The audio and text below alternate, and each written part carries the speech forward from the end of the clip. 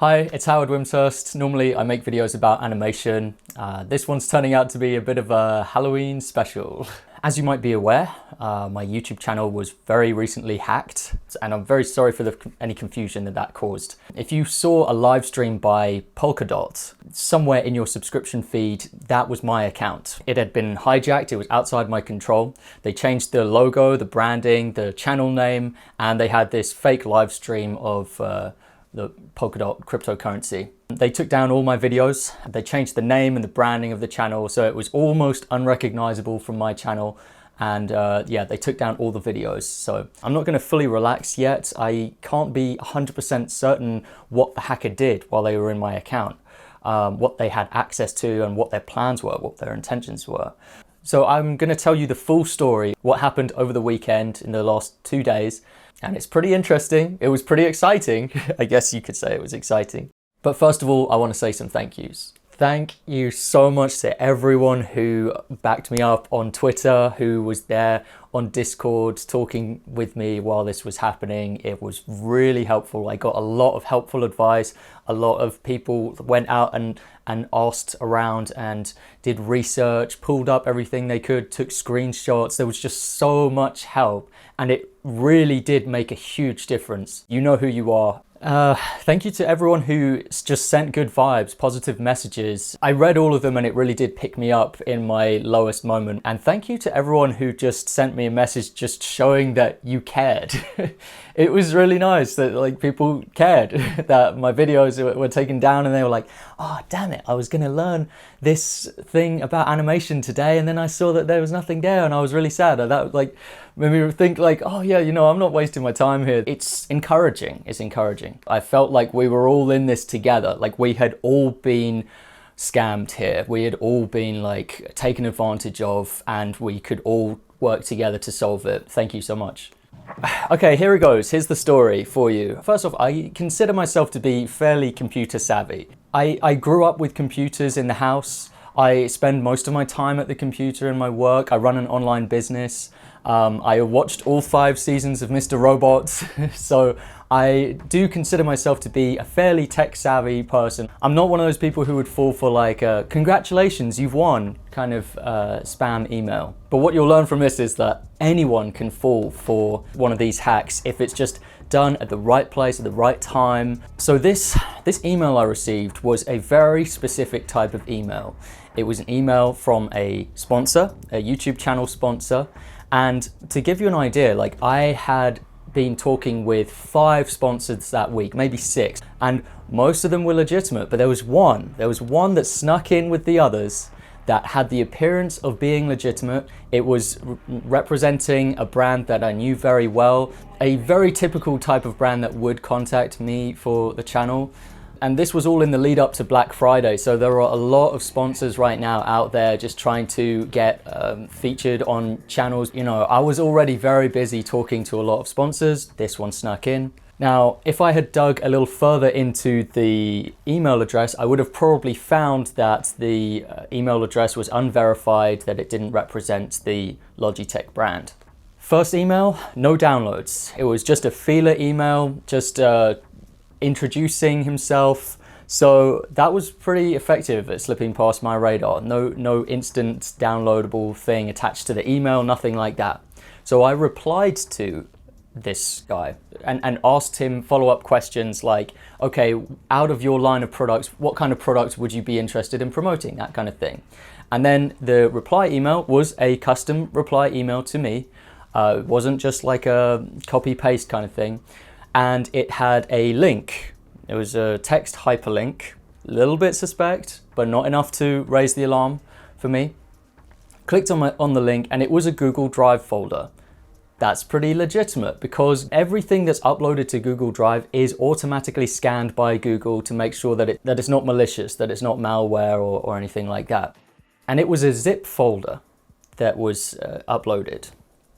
Actually, not just a zip folder, but a 7-zip folder, which looks like a zip folder. It's not, it's slightly different. So a ordinary zip folder, they can probably be scanned by Google, but a 7-zip folder is a bit like a WinRAR kind of folder, it's a bit like a mystery box. Whatever Google's technology is to figure out if this is has anything malicious in, it can't penetrate into a 7-zip folder. I downloaded it. I didn't realize it was a 7-zip file until it was on my computer. Now, it just so happened from like another time, probably years ago, that I had 7-zip installed on my computer, which is the thing you need to extract a 7-zip file. It was just a simple case of right-clicking and going to extract with 7-zip. Very quick, very convenient. Now, if I didn't have 7-zip installed on my computer already, it probably would have taken me more time to go onto the internet and to download 7-zip. During that time that I was downloading it, it would have registered with me like, hang on a second, this is dodgy. Like, why would a sponsor send me a 7-zip file? But like I said before, it's just a matter of just the right timing, the right environment, the right settings were just there. It was ripe, it was perfect. I just had to right click. I extracted those files, and inside was an MP4 file which had the appropriate kind of name for it, and a Word document file, or what looked to be a Word document file and what looked to be an MP4 file. They were malicious files. I double clicked on the MP4 file and nothing happened. It didn't load up on my Windows video viewer or whatever it was. Just nothing happened. There was no firewall that flagged it as like, no firewall saying, do you want this to make changes on your computer? Nothing like that.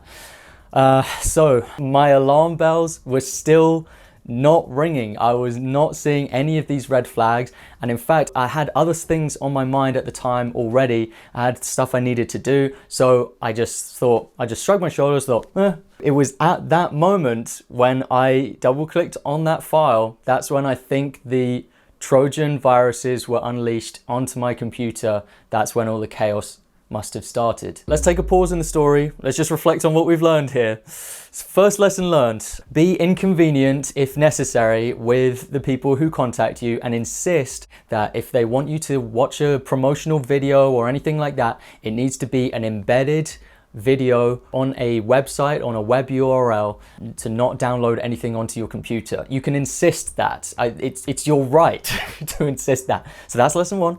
Lesson two is to not have 7-zip installed on your computer, or WinRAR, or one of those weird zip folders. You shouldn't need to have that installed on your computer. I've removed it now so that it's just a little bit more inconvenient. So I double clicked that file, I think at about 2 AM on a Thursday. The next day, Friday, I went out for my midday walk, which I do every day. And just before I went out the door to my walk, I was on YouTube and it just said, you're not logged into YouTube. But I thought, it's all right, I'll log back in when I've come back from my walk. So I took my walk, I came back from my walk, I tried to log in to YouTube. And this time I looked at it closer, and it didn't just say you're logged out. It said, you were logged out of YouTube 1 hour ago. I've been logged out. Like, someone has gone into the account and kicked me out of it. So I rushed upstairs to my computer, and again, the same message, you were logged out 1 hour ago. I went into the recovery options to recover my lost password, and I saw that both the phone numbers were changed and the end 2 digits were different from my phone number. All the recovery options had been changed within that hour. And I was like, I was freaking out now. I was like, I didn't think it was possible to be able to change all your recovery options so quickly. That seems to be like a security problem for YouTube. Like, I think with YouTube, okay, if you want to change one of your recovery phone numbers, you should be able to change it, but not all of your recovery options at once. So I was trying to piece together, like, what is going on? How did someone get into my account? The thing I wanted the most, the first thing I wanted, was to be on the phone with someone who worked at Google. I went online, I looked for phone numbers for Google support or YouTube support. It's the same thing, Google owns YouTube. I could find phone numbers, and when I went through to their helplines and stuff, it was very clear that they just were not interested in helping me. It was not the correct way to communicate with Google. And to my knowledge, Google does not have a method of communicating over the phone with them when it comes to retrieving lost accounts and hacked accounts. I think that's a criticism towards YouTube. I think YouTube is a big company.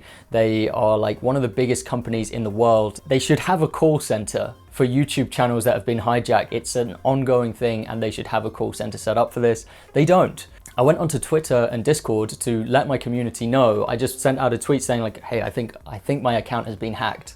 And then I rushed downstairs, told my my family that I think I've been hacked. In fact, I have been hacked. At this point it had sunk in, like, yeah, I've been hacked. My family told me, hey, you don't know how much they know, you don't know how much your online accounts have been compromised, so the first thing you should do is freeze your bank accounts. And that was very good advice. So we together, like my family helped me with this, called up bank account, anywhere I had a bank account or had money, and just told them, hey, can you just freeze, just make sure that nothing leaves the account, please. I'm really glad that I still had access to my Twitter account and my Discord account, because straight away people started sending me messages, they started helping, they boosted my request. I made a public tweet to Team YouTube and also to Google and YouTube, any kind of Twitter things I could see. But it turned out Team YouTube was the correct team on Twitter to contact, and people signal boosted mine. I got like 100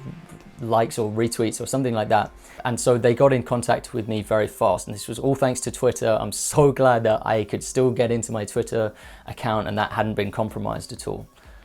So on Twitter and on YouTube, people were sending me videos of YouTubers who had been hacked recently, who had their own accounts of what had happened. And these videos helped me to figure out what had happened to me and that it was a phony email that had done it. And then I remembered the email and I remembered the zip file, and it all was just like, oh, that's what it was the zip file.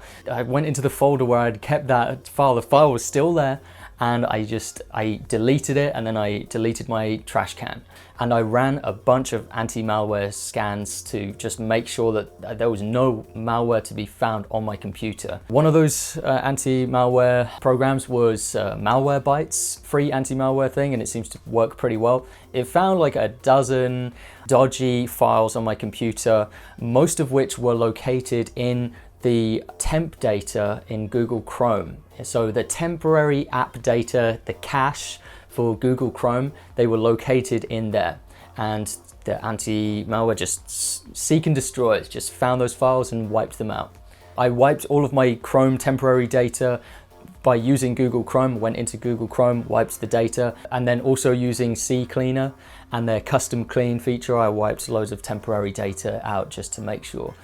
But then I stopped and I realized that I would have to double back. For me to have peace of mind walking away from this whole thing eventually, I couldn't take any chances. I needed to be absolutely sure that this was indeed how they hacked me. And the only way to do that was to do the unthinkable. So I went back to that scam email, I clicked on the link, I downloaded the 7-zip file, I unzipped the 7-zip file onto my computer again. It was to analyze the files to make sure that they were indeed the files that had compromised my account. From my research, I knew to use a really handy website called virustotal.com. I made sure not to double click these files. I drag and dropped them into virustotal.com, and then it did a very full scan, like a read of these files to identify any suspicious malware that was in these files. And it came back with quite a lot of results where I could actually read what was contained within these files. And it was indeed malware. One of the most significant ones was trojangeneric.kdz. So that sent me on another little research thing. I had a look for what that meant. What was trojangeneric.kdz?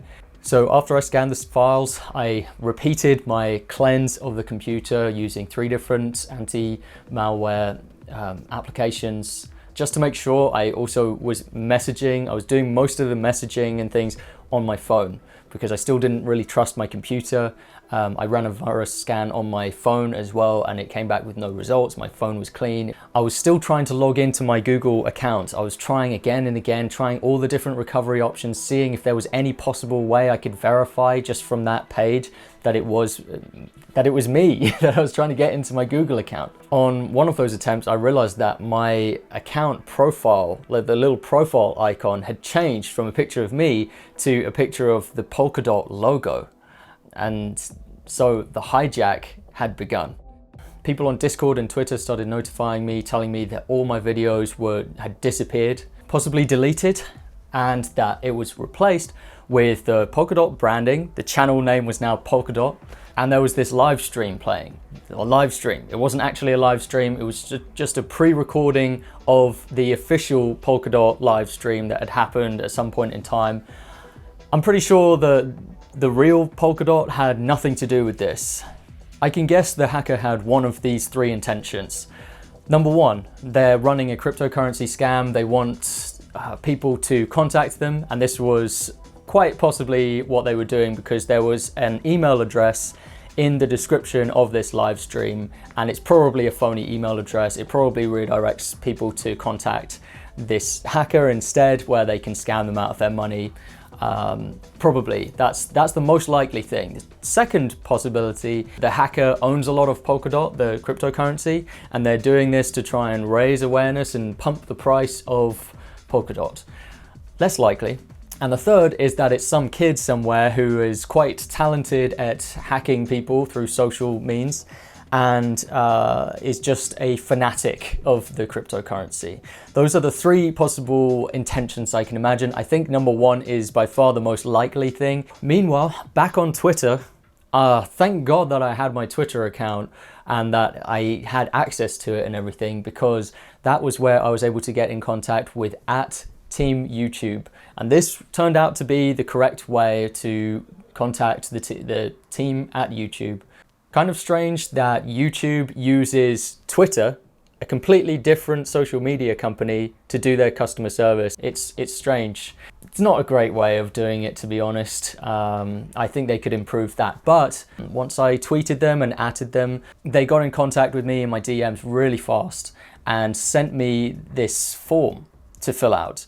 And this form was where I could put a lot more information of what I think went wrong, like how I think they hacked me, and opportunity to prove that I was the channel owner. So information there which no one else would have, that I have. There were actually a couple of other channels that got in contact with me who had clearly been hacked by the same individual. They also had this Polkadot live stream on their channels. We're still in contact now. I'm making sure that they are getting through this in the same way that I am. We were kind of talking to each other and figuring this out together. At this point, I thought that my videos might have all been deleted. I do have physical hard drive backups of my videos, but for all I knew, they hadn't just stolen my YouTube password. For all I knew, they were currently going through all of the passwords I have across the whole of the internet and just wreaking havoc on everything I have and stealing everything for all it's worth. That was a possibility. So it was a good mental exercise to mentally prepare myself for the possibility that I could lose everything. One thing I knew though was that I can still think, I still have all the knowledge, I'm healthy, I'm in good health, so I could come back from this. They can steal everything online, but they can't steal me, they can't steal who I am. Well, now I can see that I was kind of let off with a warning almost. That's what it kind of feels like, because that possibility didn't end up happening. They just hijacked the channel and they hid the videos, they made them all private. All right, let's take a pause from the story to just do a few more learning things here. I've got 5 tips for you here that I've learned just over the course of this weekend that might help you to improve your cybersecurity. Tip number 1, I've been working through all of the accounts I have online, and instead of just changing my passwords on accounts, with accounts that I no longer use, I'm trying to actually delete my entire profile from those accounts. Because if you think about it, this reduces your data footprints. It means there are less places that hackers can find information about your personal identity. If you do this, it might actually result in you getting less spam emails as well. Tip number 2, if someone does gain access to your email account, what they can do is they can go through all of your email history to find clues for where you have accounts. And then they can use email recovery to hack into those accounts. So it might actually be worth going through your email inbox and just taking out emails that give that hint that you have an account in this place, you have an account in that place, because they can actually use that and kind of follow the trail and just hack everything from there if they get into your email account. Tip number 3, I have multiple email accounts that are unconnected. They don't share similar passwords, they don't share similar ways of logging into them. They're completely exclusive from one another. And I found that really useful, and I would recommend it to other people to have that, to have unrelated email accounts, because when you get hacked, you'll be really grateful that you have a channel of communication with the outside world, something to still talk and communicate to people. So try and set up multiple email accounts that all represent you, that you can jump on to use. Multiple accounts, really useful. Tip number 4 is two-factor authentication. Two-factor authentication does not completely prevent you from getting hacked. You could still get hacked potentially, but it makes it a lot more difficult to hack you. The way I see it, there's like 2 different types of accounts you can have on websites. There are like what I call civilian accounts, and there are royal accounts. So civilian accounts are these accounts like if someone were to hack this account, it wouldn't lead to anything else. They couldn't then use that account to hack your other accounts. And they couldn't use that account to withdraw money from your bank account. So these are like membership websites, things like that. If someone were to hack into that, they probably wouldn't be able to go anywhere with that. That's a civilian account. A royal account is something like an email account. You imagine you can use email recovery to recover accounts in other places. So it leads to them being able to hack more accounts. And another example of a royal account is like your bank account. You don't have to use two-factor authentication on every website you have, but I do strongly recommend two-factor authentication on your royal websites. It's just going to make it really hard for anyone to hack you who lives in a different location to you. Tip number 5, your antivirus, your firewall. I've tried a lot by this point. My favorite one to use is Kaspersky. It's an amazing antivirus software that I would highly recommend. It's just got a bunch of features that I really like. So let's continue the story. So Team YouTube sent me this special form where I could fill out all of the information about what happened and about proof that I was the owner. And then they would send that form to the YouTube internal team. So I filled out the form and I had to wait. I had to wait for the team at YouTube to verify the information and to give me access back to my Google account. I didn't know how long that would take. I'd heard from people that it could take weeks. So I thought to myself, if this is going to take a long time, I am going to take care of myself. I did a workout, sat back and watched Scooby-Doo because that movie just makes me happy. Scooby-Doo, the Spooky Island one, Surf's Up, and Tokyo Drift. They're just my guilty pleasure movies. So I put on one of my guilty pleasure movies. I slept well that night actually, woke up the next day and there had been progress made. The team had successfully got me back into my account. I just had to do a few extra things. I didn't have access to my YouTube account. And one thing I forgot to add is that about an hour into that Polkadot live stream that was going on my channel, YouTube, perhaps from an automatic algorithm kind of thing, identified that my channel, there was something dodgy about it, it was breaking the terms of service, and they terminated my account. I forgot to add that. Anyway, the next day, essentially I was back into my Gmail account. So that in itself was a big relief. I was able to look through the inbox and just see that nothing had really been changed, nothing had been damaged. They just gained access to it and they did nothing with it. My YouTube channel was still down. If you went to the URL, there was absolutely nothing there now. So the only thing on YouTube that I had was videos that other people had made about me. There was nothing from me on YouTube. And this whole time while I've been waiting, I've been doing what I can, just changing passwords everywhere, just tightening up security everywhere. And then a little while later, the channel came back online. It still had the branding of like the polka dot logo and everything. So I had to go in there, change that back to the way it was. And I tried to just restructure everything in the way it was. This is a big relief for me because I found that my videos were all still there. They had just been made private.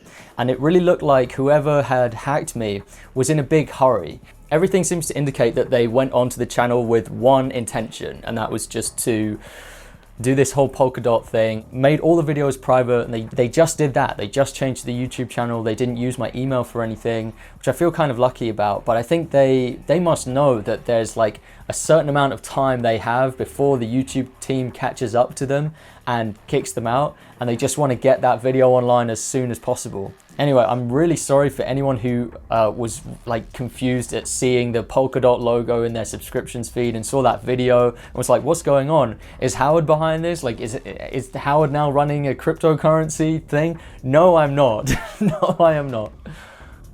So yeah, I got everything back. Everything is back to the way it was. I think in total, this whole thing took about 2.5 days, maybe 3 days. So I gotta hand it to the internal team at YouTube. It was pretty fast, but there are still improvements they can make, of course. And that takes me up to about right now, I guess. I think this hacker, whoever it is, I think they hacked me fairly indiscriminately. I don't think they had anything personal against me. I don't think they even know what I do, really. Just in the chance that the hacker might see this, I want to give a message to that individual. Hi. Well played. You got me this time. I dare you to look into a mirror and be critical of what you see. You're clearly creative, you're clearly intelligent, you have potential, and you are misusing that potential to just make ordinary people's situations worse, to just be a bit annoying and inconvenient to everyone.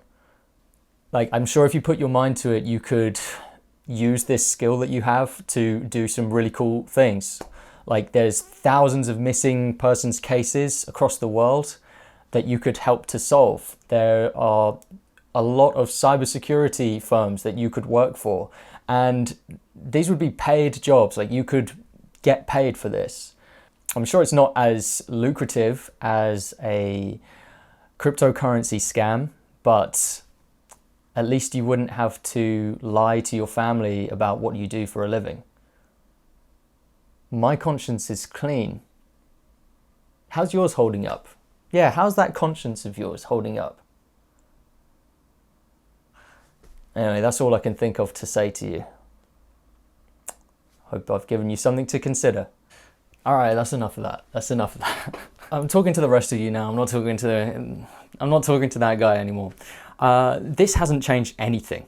It's changed nothing. It's barely even slowed me down. I feel more than ever that I have a purpose, and that purpose is what stops me from giving up in hard times. It stops me from just throwing everything and just saying like, okay, I'm done with this. I'm gonna go live on the beach as a homeless person, and I'm gonna fight over scraps of food with seagulls. Like, it stops me from doing that. It actually brings me back and says, no, this is important. I've got to keep going with this. I've got to keep trying. I've got to give it my very best every day. So these are my purposes that I take pretty seriously. I want to invigorate the world with stories and create animations that are just beautiful. I want to make more beautiful animations.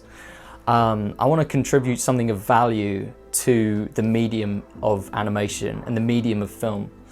I want to use animation to create tangible change in the world. And I want to create resources which help and enable other animators to do the same thing. These ambitions are what drive me forward. Nothing can stop me. And when I feel like I'm satisfied with those goals, maybe I'll go on to create other goals, and then I'll meet those goals as well. Right now, these are the things I want to do with my time and I don't feel like anything can stop me. This has just proved that, if anything. It's proved to myself, like in my mind, I had to go through the thought, I had to really experience the possibility that everything was gone or that everything could be taken away. Changed nothing. So right now, these are the goals. These are the things I want to do with my time. This is what gives my life purpose, and it makes me happy. I'm very happy. I'm very happy.